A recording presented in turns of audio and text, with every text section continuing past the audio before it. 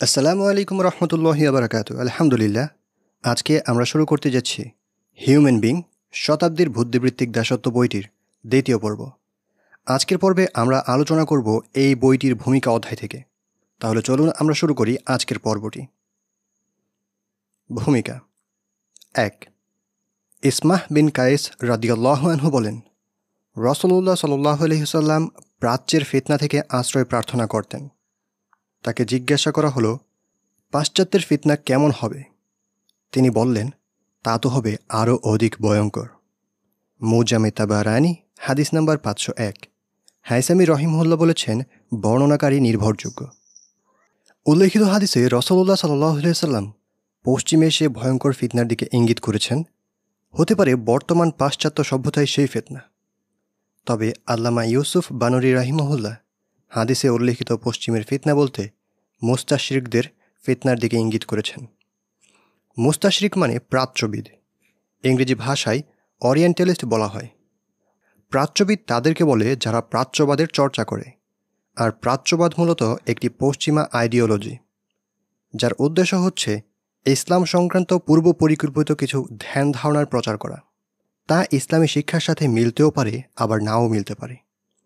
প্রাচ্যবাদ গবেষক এডওয়ার্ড সাইদ বলেন, প্রাচ্যবিদ্যা বলতে আমরা এটাও বুঝে নিতে পারি যে এটা হচ্ছে পাঠ সংক্রান্ত অভিজ্ঞতা লাভের জন্যে পাশ্চাত্যে কর্তৃত্ব প্রতিষ্ঠার একটি বোর্ড। এই বোর্ডের কাজ হচ্ছে প্রাচ্যের লোকেদের সম্পর্কে বিবৃতি প্রদান করা, তাদের করণীয় নির্ধারণ করে দেয়া, তাদের মাইন্ড কন্ট্রোল করা, তাদের উপর নিজেদের মানসিক আধিপত্য চাপিয়ে দেয়া। প্রাচ্যবাদ সম্পর্কে জানতে আল্লামা মুস্তফা সিবাই রহিমউল্লাহের আল ইস্তিশরাক ওয়াল মুস্তাশরিকুন বইটি পড়া যেতে পারে।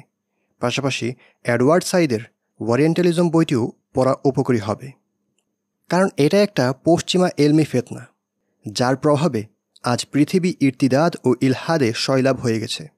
জরুরিয়াতে দিনের সত্যসিদ্ধ ব্যাখ্যা পরিবর্তন করে নিজের মন গড়া ব্যাখ্যা করে কুফরের দিকে পরিচালিত করা কিংবা কোনো কুফরকে ইসলামী করার অপচেষ্টাকে ইলহাদ বলে, ইকফারুল মুলহিদিন। নবীজি সাল্লাল্লাহু আলাইহি ওয়াসাল্লাম পশ্চিমের ফিতনাকে খুবই ভয়াবহ বলে আখ্যায়িত করেছেন। আর বর্তমান পাশ্চাত্য সভ্যতা কতটা ভয়ঙ্কর এবং এটার আর কি কি পরিচয় হতে পারে, সামনে অগ্রসর হলে বিষয়টি আমাদের দৃষ্টিতে পরিষ্কার হয়ে উঠবে ইনশাআল্লাহ। ২. আল্লাহর রাসূল সাল্লাল্লাহু আলাইহি ওয়াসাল্লাম শেষ জামানার বিভিন্ন ফিতনার ব্যাপারে আমাদের সতর্ক করেছেন। হাদিসের প্রতিটি মৌলিক গ্রন্থেই কিতাবুল ফিতান নামে অধ্যায় রয়েছে। সেসব অধ্যায়ে ফিতনার বিস্তারিত বিবরণ উল্লেখ আছে। এর মধ্যে সবচেয়ে ভয়াবহ ফিতনা হিসেবে যাকে চিহ্নিত করা হয় তা হল দাজ্জালের ফিতনা। এই ফিতনার ভয়াবহতার বর্ণনা দিতে গেলে রাসূলুল্লাহ সাল্লাল্লাহু আলাইহি ওয়াসাল্লাম সহ উপস্থিত সাহাবীদের চেহারা লাল হয়ে যেত এবং কলিজা শুকিয়ে যেত। উম্মাহকে এই ফিতনা থেকে বাঁচানোর জন্যে তিনি সর্বপ্রকার উপায় উপকরণ সুস্পষ্টভাবে বলে দিয়েছেন এবং বিভিন্ন আমল সম্পাদন সহ আল্লাহর কাছে পানাহ চাওয়ার নির্দেশ দিয়েছেন। মুসলিম উম্মার জন্যে সত্তাগত দিক থেকে দাজ্জাল একটি ভয়াবহ ফিতনা। তবে দাজ্জালি ফিতনা শুধুই তার সত্তার মাঝে সীমাবদ্ধ নয়, বরং তা আরও ব্যাপক ও বিস্তৃত।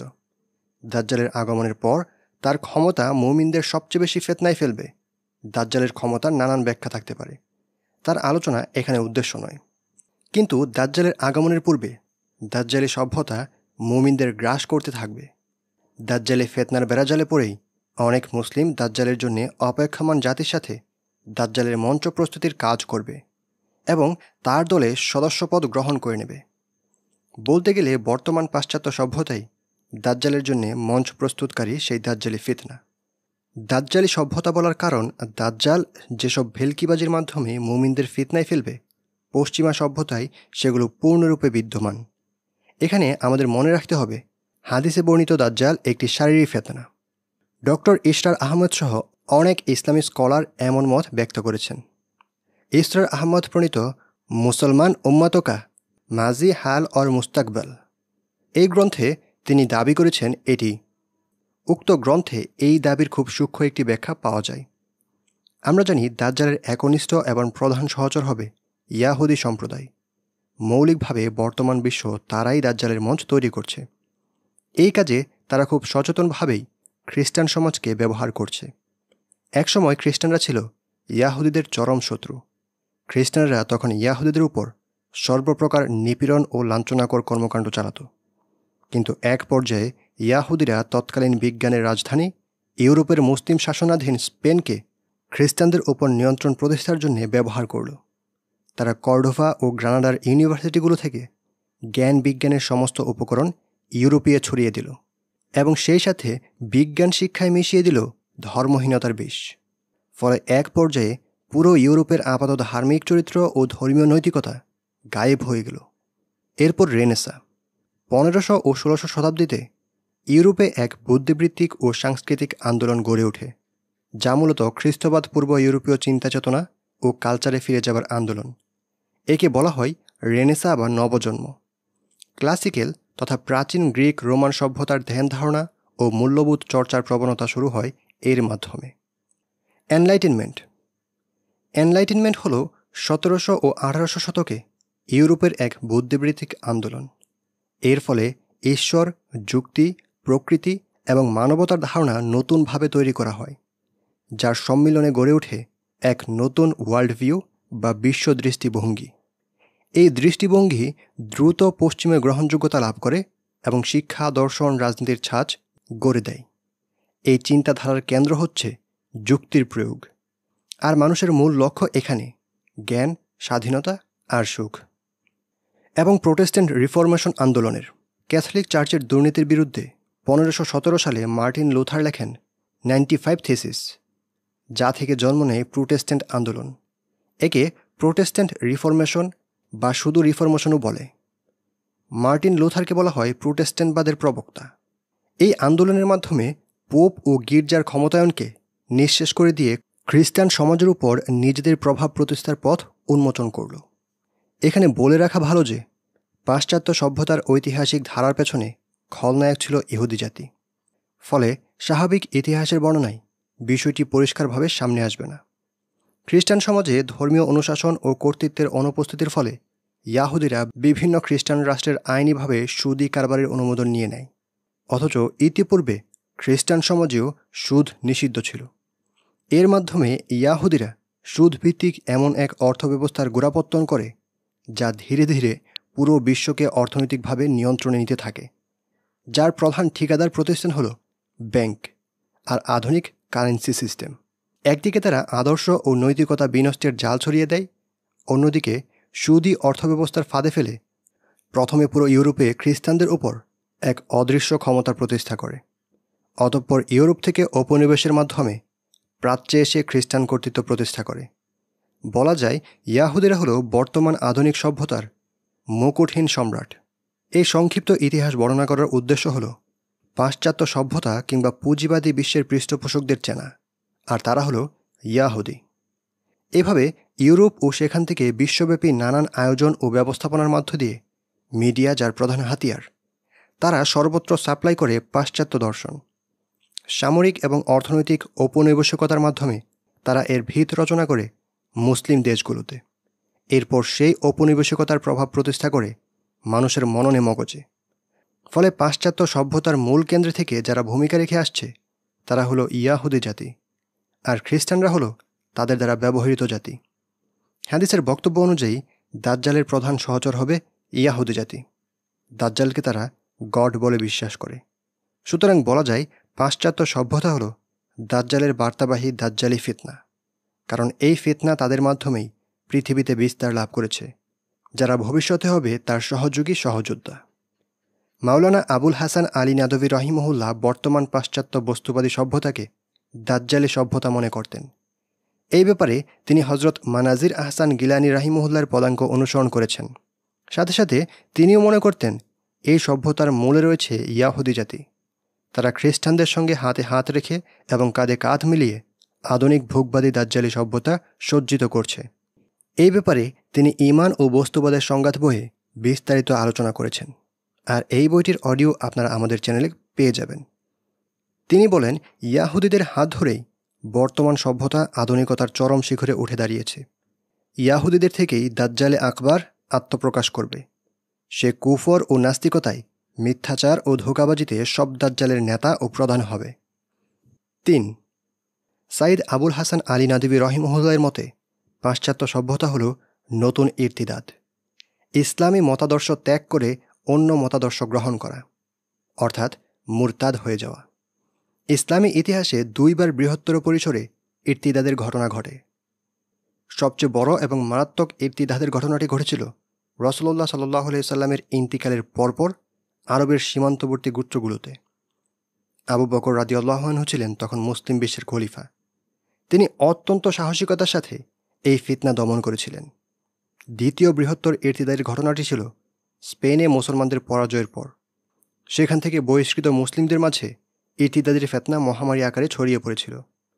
এর বাইরে ইসলামী ইতিহাসে ইরতিদাদের বিচ্ছিন্ন কিছু ঘটনা পাওয়া যায়, কিন্তু অতীতে যখনই কোনো ইরতিদাদের ঘটনা ঘটেছে মুসলিম সমাজে তাৎক্ষণিক 2টি প্রতিক্রিয়া অবশ্যই দেখা গেছে: মুসলমানদের পক্ষ থেকে মারাত্মক বিদ্বেষ ও অনীহা এবং ইসলামী সমাজের সাথে সম্পর্কচ্ছেদ।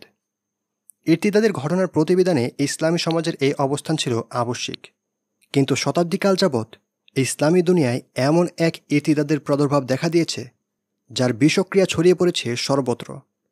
এটা শক্তি, ব্যাপকতা ও গভীরতার দিক থেকে ইতিহাসের সমস্ত ইরতিদাদের আন্দোলনকে ছড়িয়ে গেছে। ইউরোপ থেকে যেই দর্শন ও সভ্যতা ইসলামী বিশ্বে অনুপ্রবেশ করেছে তার মূল বক্তব্যই হল ইসলামের মৌলিক বিশ্বাস ও বিষয়াবলী অস্বীকার করা। পাশ্চাত্য সভ্যতা একটি স্বতন্ত্র বিশ্বাস, একটি স্বতন্ত্র ধর্ম। এটা তার মৌলিকত্ব, ব্যাপকতা, সর্বজনীনতা এবং মানুষের হৃদয় ও মস্তিষ্ক বিকৃত ও বশীভূত করার ক্ষেত্রে ইসলামের পর জন্ম নেওয়া সবচেয়ে বড় এবং ভয়ঙ্কর ধর্ম। বর্তমানে যেই শ্রেণীর হাতে মুসলিম দেশগুলোর ক্ষমতা রয়েছে তাদের প্রায় সকলেই এই নতুন ধর্মের অনুসারী। কারো বিশ্বাস হালকা আর কারোটা মজবুত, তবে সবাই এই ধর্মের অনুসারী। মুসলমানদের প্রতিটি ঘর ও পরিবার এই ইরতিদাদে আক্রান্তের শিকার। কলেজ, ইউনিভার্সিটি থেকে শুরু করে শিল্প, সাহিত্য, ব্যবসা প্রতিষ্ঠান, ধর্মীয় অঙ্গনসহ সব কিছুর উপর এর আগ্রাসী থাবা বিস্তৃত হয়েছে। আপনি যখনই কারো সাথে একান্তে আলাপ করে তার মনের কথা বের করবেন, আশ্চর্যের সাথে দেখবেন তার চিন্তা চেতনায় পাশ্চাত্য সভ্যতার ছাপ রয়েছে। বিরাট একটা শ্রেণী তো প্রকাশ্যেই এর অনুসরণ ও স্লোগান দিয়ে যাচ্ছে। তাদের সাথে একান্ত আলাপে যাওয়ার প্রয়োজন নেই। দুর্ভাগ্যজনক বিষয় হল শতাব্দীকালব্যাপী চলমান এই নতুন ইরতিদাদ ইসলামকে প্রত্যাখ্যান করেছে নিঃসন্দেহে, কিন্তু এই ইরতিদাদের কোনোই প্রতীক নেই। এই ইরতিদাদে আক্রান্ত ব্যক্তি গির্জায় যায় না, মন্দিরে যায় না, সে নিজের ধর্মত্যাগের ঘোষণা দেয় না এবং সমাজও এই ব্যাপারে সচেতন নয়। উম্মার আলিমগণও এর জন্য এত অস্থিরতা ও ব্যাকুলতা অনুভব করতে পারছেন না। বরং তাদের কেউই চেতনে কিংবা অবচেতনে এই ইরতিদাদকে আদর্শিকভাবে গ্রহণ করে নিয়েছেন এবং একে ইসলামীকরণের চেষ্টায় লিপ্ত আছেন। ফলে ইতিহাসের সেই আবশ্যিক ফল আর দেখা যায় না যা ইরতিদাদের সময় উম্মাতের আবু বকর রাদিয়াল্লাহু আনহু গ্রহণ করেছিল। এই জন্যে ইরতিদাদকে সমূলে বিনাশ করার পরিবর্তে এখন সাদরে গ্রহণ করা হচ্ছে। এর মাঝেই খোঁজা হচ্ছে উম্মাতের মুক্তির পথ। ফলে মাওলানা আবুল হাসান আলী নাদভী রাহিমাহুল্লাহর মতো আফসোস করে বলতে হয়, ইরতিদাদের আগুন ছড়িয়ে পড়েছে, কিন্তু আবু বকরের মতো কেউই নেই যে তার টুটি চেপে ধরবে। ইলাল মুসলিম মিন জাদিদ, 171 পৃষ্ঠা, সাইদ আবুল হাসান আলী নাদভী রাহিমাহুল্লাহ। 4. একসময় মানুষ গ্রিক দর্শনে প্রভাবিত হয়ে ইসলামের ব্যাপারে বিভিন্ন আপত্তি তুলত। ইসলামী ইতিহাসে মুসলিমদের মাঝে একটি ভ্রান্ত দলের উৎপত্তি এই গ্রিক দর্শনের প্রভাবে হয়েছে। তাদেরকে আমরা মুতাজিলা হিসেবে চিনি। আকল তাদের কাছে ছিল সব কিছুর মাপকাঠি এবং একমাত্র বিচারক। যুক্তিবিদ্যার মাধ্যমে তারা ইসলাম, নবী রাসূল, এমনকি আল্লাহকে পর্যন্ত বিচার করত। প্রশ্ন তুলে নাকচ করত অকাট্য সারয়ী নুসুস দ্বারা প্রমাণিত অনেক বিশ্বাস ও কর্ম। ইমাম গাজালির মতো ব্যক্তিরা উক্ত ফিতনার মোকাবেলা করেছেন। অনেক কালজয়ী খেদমতের মাধ্যমে তারা মুসলিম সমাজ থেকে গ্রিক সভ্যতার প্রভাব নির্মূল করেছেন। গ্রিক দর্শনের ভিত্তিতে গড়ে ওঠা মুতাজিলাদের নানান বিশ্বাসের বিরুদ্ধে ইমামগণ লড়াই করে গেছেন। কেউ জীবন পর্যন্ত দিয়েছেন। এদের মধ্যে ইমাম আহমদ বিন হাম্বাল রাহিমাহুল্লাহ অন্যতম। আল্লাহ তাদের সকলকে উত্তম বিনিময় দান করুন, আমিন। প্রাচীন সে গ্রিক সভ্যতার আধুনিক ও বিতর্কিত ভার্সন হল বর্তমান পাশ্চাত্য সভ্যতা ও তার আনুকূল্যে প্রচারিত দর্শন। ইউরোপে চিন্তাধারার যেই পরিবর্তন শুরু, তাই রেনেসা। তার সংজ্ঞাই হল ক্লাসিক্যালে ফিরে যাওয়া। ক্লাসিক্যাল মানে হল খ্রিস্টবাদের আগের গ্রিক রোমান সভ্যতা, দর্শন, সংস্কৃতি, যা ইউরোপের নিজস্ব ক্লাসিক। খ্রিস্টবাদ ইউরোপের বাইরের জিনিস। সেই হিসেবে আধুনিক পাশ্চাত্য সভ্যতা নিঃসন্দেহে গ্রিক রোমান সভ্যতার সন্তান। আর এই সভ্যতায় আক্রান্ত নব্য মুতাজিলা সৃষ্টি হচ্ছে মুসলিমদের ঘরে ঘরে। নব্য ইতিজাল আচ্ছন্ন করে নিচ্ছে বিভিন্ন ধর্মীয় আঙ্গনকে। আধুনিক যুগ থেকে শুরু করে উত্তর আধুনিককাল পর্যন্ত ইসলামের উপর যত অভিযোগ এসেছে তার সবই এসেছে পশ্চিমা দুনিয়া থেকে কিংবা আধুনিক শিক্ষায় শিক্ষিত মানুষজনের কাছ থেকে। তাদের আপত্তিগুলোর গভীরে দৃষ্টিপাত করলে দেখা যায় প্রায় সবার ভিত্তি পাশ্চাত্য সভ্যতার নির্দিষ্ট কিছু নীতির উপর: স্বাধীনতা, সমতা, উন্নতি ও বিজ্ঞান। স্পষ্টতই এগুলোর পাশ্চাত্য ব্যাখ্যার সাথে ইসলামের কোনো সম্পর্ক নেই। ফলে এইগুলোর ভিত্তিতে যেসব আপত্তি তোলা হয় তারও কোনো ভ্যালু নেই মুসলিমদের কাছে। মুসলিমদের ভালো করে বুঝতে হবে, ইসলামকে জাস্টিফাই করার জন্যে বাইবেল যেমন কোনো মাপকাঠি হতে পারে না, তেমনি পাশ্চাত্য দর্শন ও আদর্শের ভিত্তিতেও ইসলামকে জাস্টিফাই করা যাবে না। যখন আল্লাহ সুবহানাহু ওয়া তাআলা তার প্রদত্ত ওহীকে দ্বীনে ইসলামের মূল সূত্র বানিয়েছেন, যা মানবীয় জ্ঞানের অনেক ঊর্ধ্বে, তখন বিজ্ঞান কিংবা অন্য কোনো মাপকাঠি দিয়ে ইসলামী বিধানের ব্যাপারে ভালো মন্দের সিদ্ধান্ত নেওয়া অবান্তর। বরং বলতে হবে, ইসলামই একমাত্র সঠিক ধর্ম। ইসলামের বাইরে পৃথিবীতে এমন কিছুই নেই যার মাধ্যমে ইসলামকে বিচার করা যাবে। মূলত বর্তমান সময়ে ইসলামের উপর যত অভিযোগ রয়েছে তার সবকটির ভিত্তি অসার এবং ত্রুটিপূর্ণ। এসব ত্রুটিপূর্ণ দৃষ্টিভঙ্গি থেকে ইসলামের সুবিশাল প্রাসাদে দৃষ্টিপাত করলে নানান অসঙ্গতি মনে হতেই পারে। এর দায়ভার ইসলামের উপর নয়, বরং সংশ্লিষ্ট মাপকাঠি আসল সমস্যা। কিন্তু পরিতাপের বিষয় হলো, এই পরিস্থিতিতে আমাদের মুসলিম ভাইরা নিজেদের ইতিহাস, ঐতিহ্য ও অবস্থান সঠিক প্রমাণ করার জন্যে এবং হাজারো আপত্তি থেকে বাঁচার জন্যে সেই ভুল মাপকাঠির ভিত্তিতেই জবাব দেওয়া শুরু করে, যেন তারা সেই সব মাপকাঠিকে সঠিক এবং প্রশ্নের ঊর্ধ্বে মনে করে। এই পদ্ধতি একদিকে হাজারো নতুন আপত্তির জন্ম দেয়, অন্যদিকে এই মাপকাঠিকে মানুষের মাঝে সঠিক, সন্দেহাতীত ও প্রশ্নাতীত হিসেবে প্রতিষ্ঠিত করে। উদাহরণস্বরূপ, সমতাকে বা ইকুয়ালিটিকে যদি আমরা কোনো কিছুর জাজ করার মূলনীতি মেনে নিই, তাহলে প্রশ্ন আসবে নারী পুরুষের সমতা নিয়ে, মুসলিম অমুসলিমের সমতা নিয়ে। এই আপত্তিগুলো তখনই ধার্তব্য হবে যখন আমরা সমতাকে ভালো মন্দের নির্ধারণের মাপকাঠি হিসেবে গ্রহণ করব। কিন্তু আমরা যদি এই মাপকাঠি প্রত্যাখ্যান করি এবং একে প্রশ্নের সম্মুখীন করি, তাহলে এসব আপত্তির সুযোগই থাকবে না। প্রশ্ন হতে পারে, আমাদের সম্বোধিত ব্যক্তিবর্গ তো কুরআন সুন্নাহকে মানদণ্ড হিসেবে মানেন না, এই জন্যে তার মাপকাঠিতে এসে তাকে দলিল দিতে হবে, যাতে করে আমাদের ধর্মের সত্যতা তার কাছে স্পষ্ট হয়ে যায় এবং সে তার মাপকাঠিতে আমাদের ধর্মের শুদ্ধতা যাচাই করতে পারে। এই প্রশ্নের উত্তর দেওয়ার পরিবর্তে উল্টো আরেকটি প্রশ্ন করতে চাই: একজন মুসলমান এবং খ্রিস্টানের মাঝে মৌলিক পার্থক্য কী? হিন্দু, বৌদ্ধ ও ইয়াহুদিদের থেকে মুসলমানদের কেন ভিন্ন মনে করা হয়? নিশ্চিতভাবেই এর উত্তর হবে, তারা সত্য, মিথ্যা ও ভালো মন্দ যাচাই করার জন্যে বেদ, বাইবেল, ত্রিপিটকের মতো নিজস্ব ধর্মীয় গ্রন্থকে ব্যবহার করে, আর মুসলমানেরা শুদ্ধ, অশুদ্ধ ও বৈধ, অবৈধ সব কিছুর মাপকাঠি হিসেবে কুরআন ও সুন্নাহকে গ্রহণ করে। এমনইভাবে লিবারেল এবং সেকুলাররা মানবীয় জ্ঞানকে সব কিছুর মাপকাঠি হিসেবে গ্রহণ করে। মাপকাঠির ভিন্নতার ফলেই তারা আলাদা শ্রেণী, আলাদা জাতি। এখন কেউ যদি কিছুক্ষণের জন্যেও ইসলামী শরিয়াতকে প্রমাণ করার জন্যে বাইবেল কিংবা বেদকে মাপকাঠি মানে এবং এর মাধ্যমে ইসলামের কোনো বিধান প্রমাণও করে ফেলে, তাহলে এর সর্বশেষ ফল হলো একটা কুফরি মাপকাঠি সমাজে প্রতিষ্ঠিত করা। এর মাধ্যমে সবশেষে কুফরেরই বিজয় হবে। কোনো মুসলমান যদি কুরআন সুন্নাহের দলিলকে যথেষ্ট মনে করে এবং সায়েন্টিফিক ব্যাখ্যারও প্রয়োজন মনে করে, তাহলে এমন ব্যক্তিকে শরিয়াত বোঝানোর আগে তার ঈমানের উপর মেহনত করা জরুরি। বর্তমানে ব্যাপকভাবে মুসলমানদের মাঝে কুরআন সুন্নাহের দলিল থাকা সত্ত্বেও বৈজ্ঞানিক ব্যাখ্যা খোঁজার প্রবণতা দেখা যায়। কুরআন সুন্নাহের দলিলকে যথেষ্ট ও যথার্থ মনে না করার প্রবণতা দিন দিন বৃদ্ধি পাচ্ছে। কোথাও বৈজ্ঞানিক ব্যাখ্যা উল্লেখের প্রয়োজন থাকলেও এই সময়ে ব্যাপকভাবে এর চর্চা ভালো ফল বই আনবে না। আমাদের পরাজিত মানসিকতার এমন পতন ও পচনমুখী অবস্থাকে অবশ্যই বিবেচনায় রাখতে হবে, যেন উক্ত ব্যাপারকেই বিধান গ্রহণের একমাত্র কারণ ভাবতে শুরু না করি। চূড়ান্ত কথা হলো, ইসলামের সমস্ত বিধান আল্লাহ সুবহানাহু ওয়া তাআলার পক্ষ থেকে ওহীর মাধ্যমেই প্রমাণিত।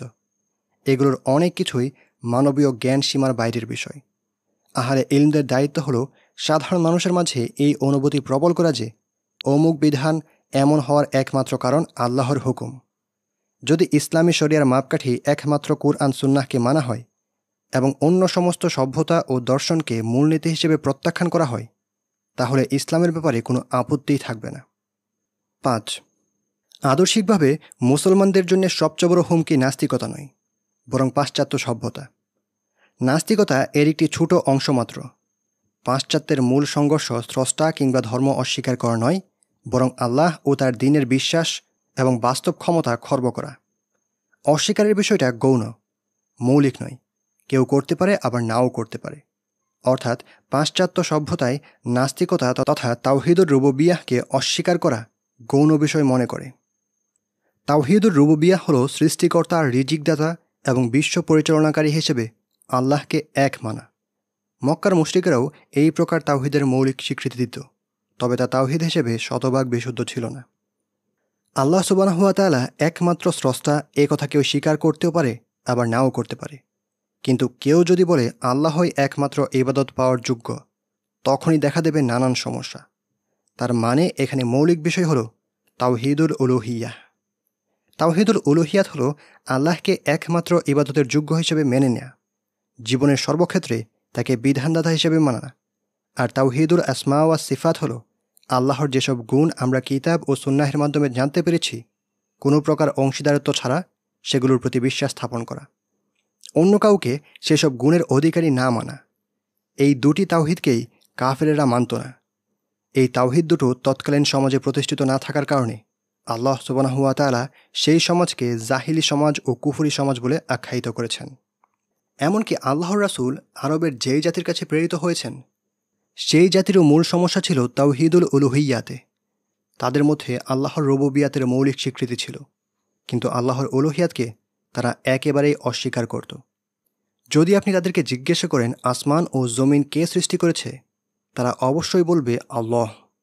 বলুন, তোমরা ভেবে দেখেছ কি, যদি আল্লাহ আমাদের অনিষ্ট করার ইচ্ছা করেন, তবে তোমরা আল্লাহ ব্যতীত যাদের ডাকো, তারা কি সেই অনিষ্ট দূর করতে পারবে?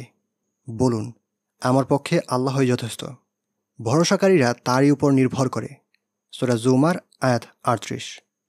আয়াতে সুস্পষ্টতই বলা হয়েছে, মক্কার কাফিরেরা আল্লাহ সুবহানাহু ওয়া তাআলাকে আসমান জমিনের স্রষ্টা বলে স্বীকার করত, কিন্তু তিনি যে সকল প্রকার অনিষ্ট থেকে পরিত্রাণদাতা, তারা তা অস্বীকার করত।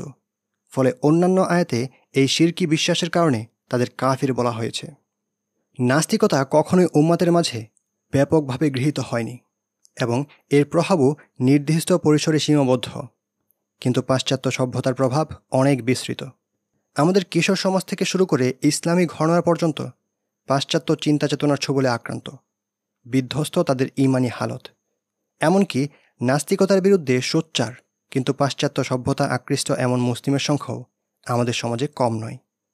একদমই নিজের আশেপাশে তাকালেই এর বাস্তবতা দেখা যাবে। নাস্তিক হতে হলে পুরো ধর্মবিশ্বাস ত্যাগ করতে হয়, মুসলিম কমিউনিটি থেকে কিছুটা দূরে সরে আসতে হয়। তবে পাশ্চাত্য সভ্যতার ইর্তিদাদের কবলে পড়লে বাহ্যিকভাবে ধর্মকর্ম ত্যাগ করতে হয় না।